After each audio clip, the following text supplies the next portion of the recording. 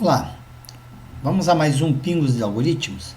Agora nós vamos ver uma sequência de materiais sobre listas, divididas para não ficar muito extenso, certo?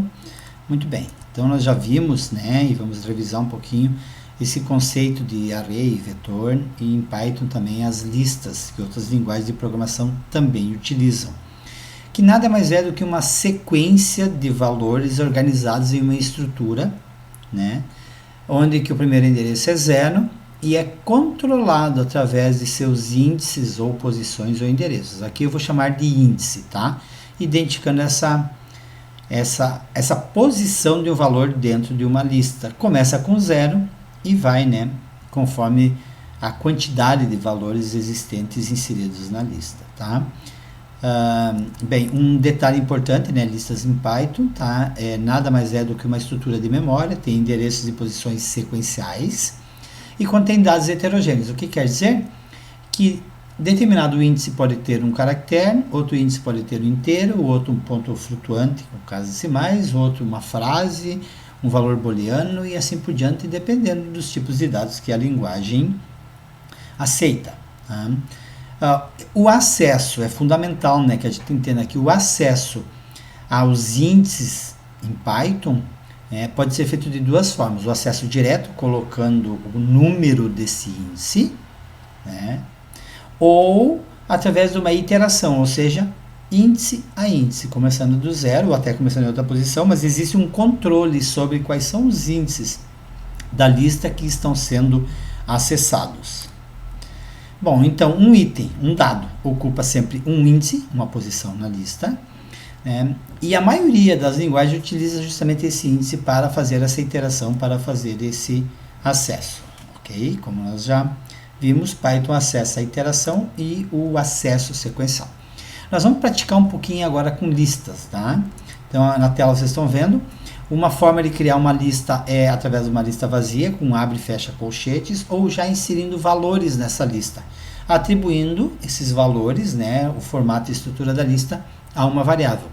Essa variável, no exemplo ali, eu estou chamando de primos, que são os números primos, entre 2 e 20. E logo abaixo eu tenho as listas aninhadas, que são listas dentro de listas. Isso dá uma ideia da possibilidade de se criar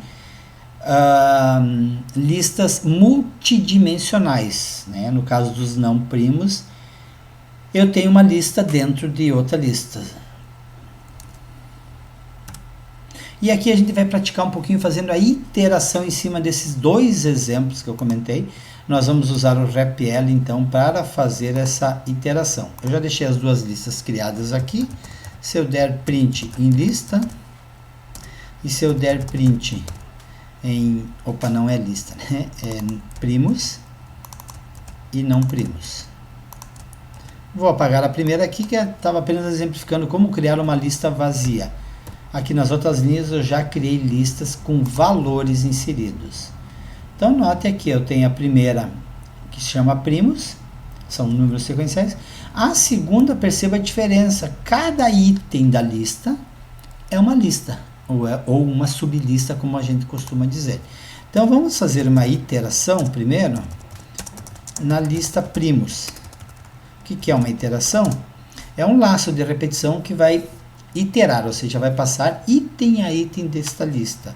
E eu vou pedir, por exemplo, para mostrar num. O que é num? Num é uma variável que vai receber, vai ter atribuído a ela, tá, os valores da lista primos. E eu vou pedir para ele mostrar, vou apagar esses dois aqui para ver.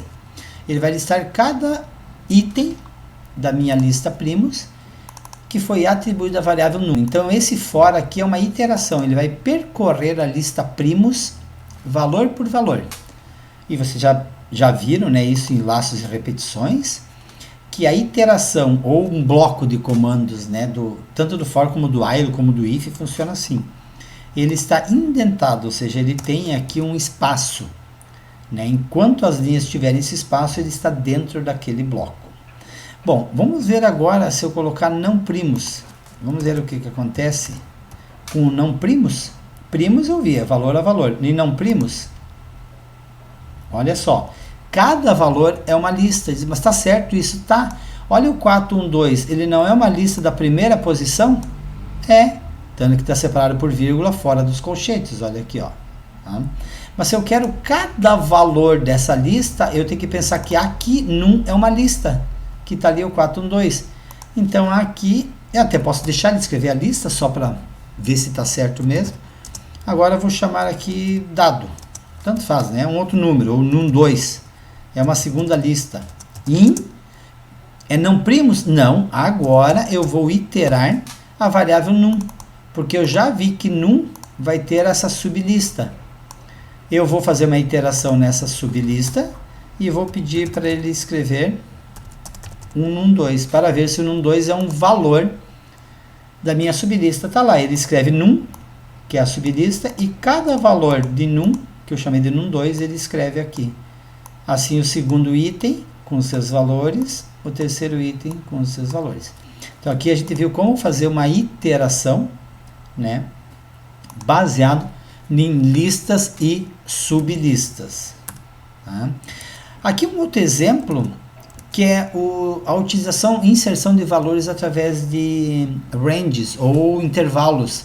Aqui tem um exemplo, então, e é bom conhecer a função range, porque ela pode ser bastante útil quando eu quiser trabalhar com intervalos de valores, com valores controlados, né, início, fim e passo. Muito cuidado que algumas linguagens, e talvez até o Python tenha alguma função, ela tenha parâmetros que diga início, tamanho e passo. Aqui é início, fim e passo, não é quantidade, mas é onde começa e onde termina. Vamos ver como funciona aqui? Vamos dar um exemplo aqui, mostrar para vocês então como é que ficaria no REPL, já vimos aquele ali como funciona. Vou fazer assim então, lista igual ao range 0,10,1.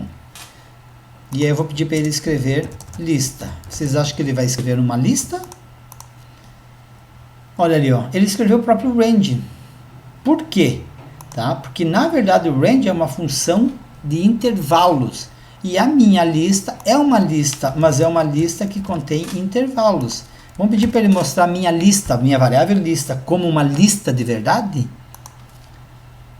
Agora sim, ó.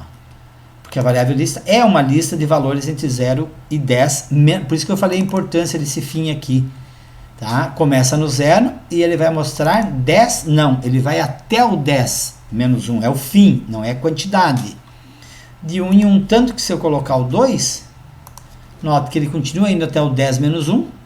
Tá? Mas, obviamente, ele não mostra o 9, porque eu fui do 0 de 2 em 2. Então, ele está mostrando os números pares. Tá? Mas eu posso, só vou voltar aqui para deixar o 1. Eu posso, ao invés de dar um print, fazer uma iteração. Aí sim, fazer uma iteração na lista. E pedir para ele mostrar o num. Vamos ver se ele vai fazer, ao invés de escrever range, olha ali, ó, agora ele escreveu os valores. Porque o for é uma iteração na lista. E é isto que ele faz quando eu utilizo o range. Tá? Então fica mais fácil, né, de perceber e interessante, né, de perceber quando que ele está fazendo uma iteração em cima da lista ou de uma outra estrutura como é o range. Bom, aqui vamos trabalhar um pouquinho com ordenação, ordenar uma lista. Eu já tenho a minha lista pronta lá, mas nós vamos inserir uma outra lista aqui para podermos trabalhar com ela e demonstrar isso. Vamos fazer assim, eu tenho a minha lista igual, e alguns valores aqui dentro. Então eu vou colocar valores aleatórios, menos 23, 11, 10, 0, menos 9 e 100. Tá? Vou pedir para ele escrever a minha lista. Vamos ver o que ele faz aqui. Estamos digitando, parece que tem algum errinho, e eu imaginei que ia ter um errinho, porque aqui faltou uma vírgula entre o 0, que não existiria, e o 23. Muito bem. O que vamos fazer? Vamos pedir para ele sortear? Vamos pedir para ele fazer um sort na lista? Então, lista.sort. Será que ele vai fazer? Não sei, vamos pedir para ele mostrar a lista sorteada. Será que ele mostra? Será que sorteou? Olha ali, ó. Ele mexeu na minha lista. Ele fez um sort na minha lista e ele alterou. Legal, mas eu quero ao invés de fazer um sort do menor para o maior, eu quero o contrário. Eu quero que ele faça do modo reverse. Vamos ver se vai funcionar. Ao invés do menos 9 para o 100, do 100 para o menos 9. Vamos ver. Olha ali, ó, do 100 para o menos 9.